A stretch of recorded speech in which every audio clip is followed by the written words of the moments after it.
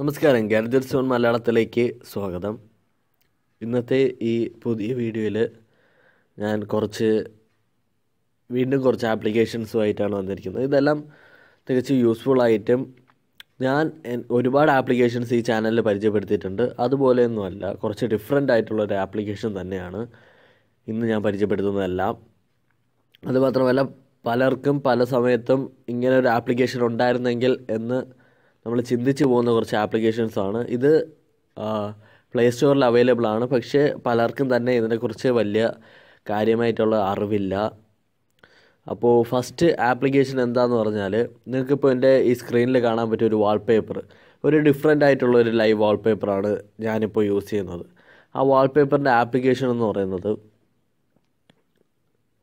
സ്പൈറി എന്നാണ് ഈ ആപ്ലിക്കേഷൻ്റെ പേര്. ഈ ആപ്ലിക്കേഷൻ ഉപയോഗിച്ച് നമുക്ക് ഇതേപോലെയുള്ള ഡിഫറെൻ്റ് ആയിട്ടുള്ള കുറച്ച് യുണീക്ക് ആയിട്ടുള്ള കുറച്ച് വാൾപേപ്പേഴ്സ് ഡൗൺലോഡ് ചെയ്ത് അല്ലെങ്കിൽ നമ്മുടെ ഫോണിൽ സെറ്റ് ചെയ്യാനായിട്ട് പറ്റും.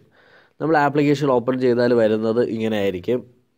അപ്പോൾ നിങ്ങൾക്ക് വാൾപേപ്പർ എഡിറ്റ് ചെയ്യണമെന്നുണ്ടെങ്കിൽ നമുക്കതിൻ്റെ പ്രീമിയം വേർഷൻ, പൈസ കൊടുത്ത് ഉള്ള വേർഷൻ നമ്മൾ മേടിക്കേണ്ടി വരും. ഇപ്പോൾ നമ്മൾ തീംസ് എടുത്താൽ നമുക്ക് കുറച്ച് തീംസ് ഇതിനകത്ത് അവൈലബിൾ ആയിട്ടുണ്ട്. അതിന് ഏതെങ്കിലും ഒരു തീം സെലക്ട് ചെയ്യുക, സെറ്റ് വാൾപേപ്പർ കൊടുക്കുക, തീർന്നു. പിന്നെ നമ്മൾ ഓരോ എഫക്റ്റാണ്, ഓരോ വാൾപേപ്പറിന് ഓരോ എഫക്റ്റാണ്. അതുപോലെ തന്നെ നമ്മുടെ ഫോണൊരു ഡിഫറെൻറ്റ് ലുക്കായിരിക്കും. കാരണം എന്താണെന്ന് വെച്ചാൽ ഒരു പുതിയ രീതിയിലുള്ള ഒരു വാൾപേപ്പറാണ്. ഞാൻ ഇതേപോലെയുള്ളൊരു വാൾപേപ്പർ ഇതുവരെ യൂസ് ചെയ്തിട്ടില്ല. ഞാൻ ഒരുപാട് വാൾപേപ്പേഴ്സ് എൻ്റെ ഈ ചാനലിലൊക്കെ പരിചയപ്പെടുത്തുന്നുണ്ട്. അതിൽ നിന്നെല്ലാം ഡിഫറെൻ്റ് ആയിട്ടുള്ളൊരു വാൾപേപ്പർ തന്നെയാണിത്.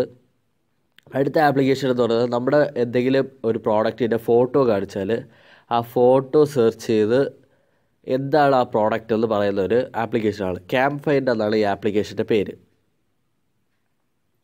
ഇപ്പോൾ എൻ്റെ കയ്യിൽ എൻ്റെ iPhone 5s ഉണ്ട്. ഞാൻ ഇതിൻ്റെ ഫോട്ടോ എടുത്തിട്ട് ഒന്ന് സെർച്ച് ചെയ്ത് നോക്കുകയാണ്. ജസ്റ്റ് നിങ്ങളുടെ ആ പ്രോഡക്റ്റിൻ്റെ ഫോട്ടോ എടുക്കുക. അപ്പോൾ സെർച്ചിങ് എന്ന് പറഞ്ഞിട്ട് വരും.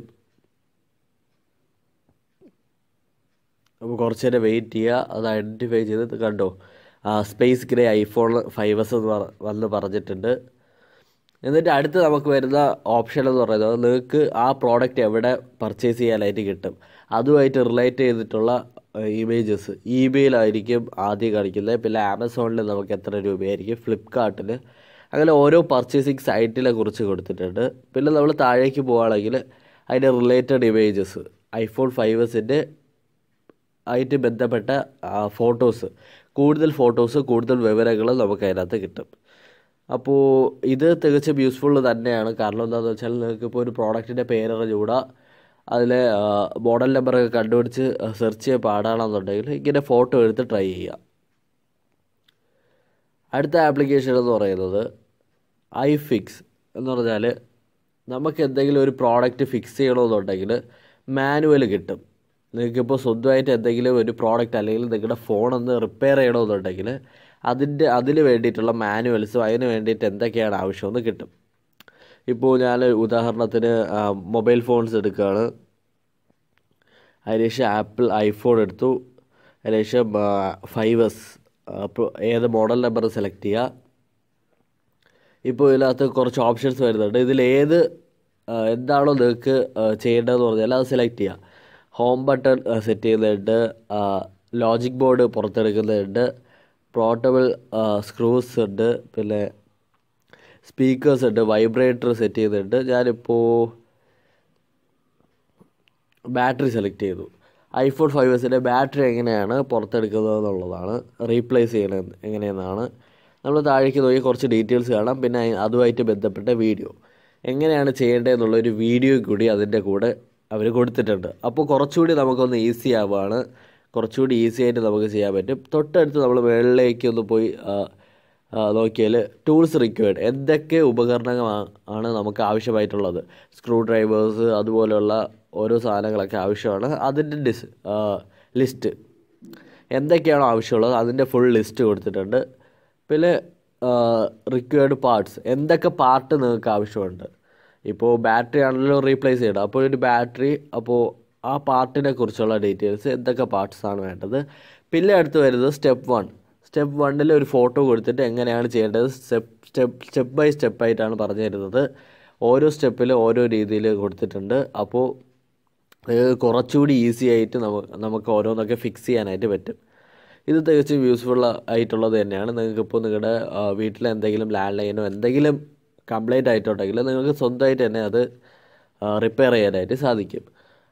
അടുത്ത ആപ്ലിക്കേഷൻ എന്ന് പറയുന്നത് വോളിയം ടൈമർ എന്നാണ് ഈ ആപ്ലിക്കേഷൻ്റെ പേര്. ഈ ആപ്ലിക്കേഷൻ എന്താണെന്ന് വെച്ചാൽ നിശ്ചിത ഒരു ടൈമിലത്തേക്ക് നമ്മൾ ടൈം സെറ്റ് ചെയ്ത് വെച്ചാൽ ആ ടൈം ഇപ്പോൾ 1 മണിക്കൂർ സെറ്റ് ചെയ്താൽ 1 മണിക്കൂർ മാത്രം നമ്മുടെ ഫോൺ സൈലൻ്റ് ആയിരിക്കും. എന്നിട്ട് ഓട്ടോമാറ്റിക്കായിട്ട് നോർമൽ മോഡിലേക്ക് വരും. ഇപ്പോൾ നമ്മൾ അതിനെ സ്ക്രോൾ ചെയ്താൽ നമുക്ക് ടൈം സെറ്റ് ചെയ്യാം. ഞാനിപ്പോൾ 30 മിനിറ്റ് സെറ്റ് ചെയ്തു. ഇപ്പോൾ എൻ്റെ ഫോണൊന്ന് വൈബ്രേഷനിലാണ് കിടക്കുന്നത്. ഞാനത് നോർമലിലേക്കാക്കി. എന്നിട്ട് നമ്മൾ ആ പച്ച ടിക്ക് മാർക്ക് കൊടുക്കുകയാണെങ്കിൽ 30 മിനിറ്റത്തേക്ക് നമ്മുടെ ഫോൺ സൈലൻ്റ് ആയിരിക്കും. ടിക്ക് മാർക്ക് കൊടുത്തു കഴിഞ്ഞപ്പോൾ എൻ്റെ ഫോണിൻ്റെ നോട്ടിഫിക്കേഷനിൽ നോക്കുകയാണെങ്കിൽ സൈലൻ്റ് ആയി പോയിട്ടുണ്ട്. 30 മിനിറ്റ് കഴിയുമ്പോൾ ഫോൺ ഓട്ടോമാറ്റിക്കായിട്ട് നോർമൽ മോഡിലേക്ക് വരും. ഇത് നിങ്ങൾക്ക് രാത്രി ഇപ്പോൾ നിങ്ങൾ കിടക്കുന്ന സമയത്ത് നിങ്ങളുടെ ഫോൺ സൈലൻ്റ് ആവണമെന്നുണ്ടെങ്കിൽ ഇങ്ങനെ വെക്കാം. എന്നിട്ട് രാവിലെ ആകുമ്പോൾ നിങ്ങൾ സൈലൻ്റ് സൈലൻ്റ് ഓഫാക്കാൻ മറന്നുപോയാൽ ഇങ്ങനെ നിങ്ങൾക്ക് ചെയ്യാനായിട്ട് പറ്റും. ഇത്രയാണ് കുറച്ച് ആപ്ലിക്കേഷൻസ്. കുറച്ച് കിട്ടുന്ന ആപ്ലിക്കേഷൻസ് തന്നെയാണ്. ഇതെല്ലാം നിങ്ങൾക്ക് യൂസ്ഫുള്ളായിട്ടും ഇഷ്ടപ്പെട്ടു എന്ന് വിചാരിക്കുന്നു. പിന്നെ ഞാൻ വേറെ വീഡിയോയിൽ പറഞ്ഞിട്ടായിരുന്നു, ഞാനൊരു പുതിയ ചാനൽ തുടങ്ങിയിട്ടുണ്ട്. അത് പോയി വിസിറ്റ് ചെയ്യുക. ഇഷ്ടപ്പെട്ടാൽ നിങ്ങളെല്ലാവരും സബ്സ്ക്രൈബ് ചെയ്യുക.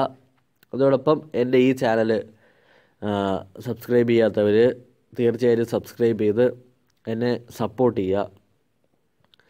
പിന്നെ വേറൊരു കാര്യം പറയാനുള്ളത്, ഞാനൊരു ഗിവ് അവേ വീഡിയോ ചെയ്തിട്ടുണ്ടായിരുന്നു. 1000 സബ്സ്ക്രൈബേഴ്സ് ആയപ്പോൾ അതിൻ്റെ വിന്നറെ തിരഞ്ഞെടുത്തു. വിന്നർ വന്നിട്ട് പറഞ്ഞതെന്ന് പറഞ്ഞാൽ ഡീറ്റെയിൽസ് തരാൻ ബുദ്ധിമുട്ടുണ്ട് അങ്ങനെയൊക്കെ പറഞ്ഞു. അപ്പോൾ ഞാൻ ഒന്നുകൂടി ഇതാണ് ആ സോണിയുടെ ഹെഡ്ഫോൺ ഒന്നുകൂടി ഗിവ് അവേ തിരഞ്ഞെടുക്കുകയാണ്.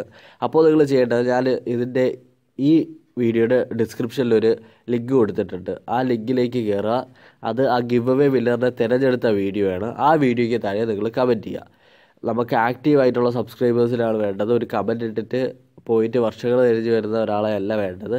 പിന്നെ എന്നെ വിശ്വാസമുള്ള, എനിക്ക് ഡീറ്റെയിൽസൊക്കെ തരാൻ ഇഷ്ടമുള്ള ആളുകൾ മാത്രം അതിലേക്ക് കമൻറ്റ് ചെയ്താൽ മതി. ഓക്കെ, ഗാഡ്ജറ്റ്സ് വണ്ണിൻ്റെ ഈ വീഡിയോ കണ്ടതിന് നന്ദി. നമസ്കാരം. എൻ്റെ ഈ ചാനൽ സബ്സ്ക്രൈബ് ചെയ്യാത്തവർ ഈ സബ്സ്ക്രൈബ് ബട്ടൺ പ്രസ് ചെയ്ത് സബ്സ്ക്രൈബ് ചെയ്യുക. അതോടൊപ്പം വരുന്ന ഈ ബെല്ലൈക്കൺ ക്ലിക്ക് ചെയ്താൽ ഞാൻ അപ്ലോഡ് ചെയ്യുന്ന വീഡിയോസ് എല്ലാം നിങ്ങളെ അപ്പോൾ നോട്ടിഫൈ ചെയ്തായിരിക്കും.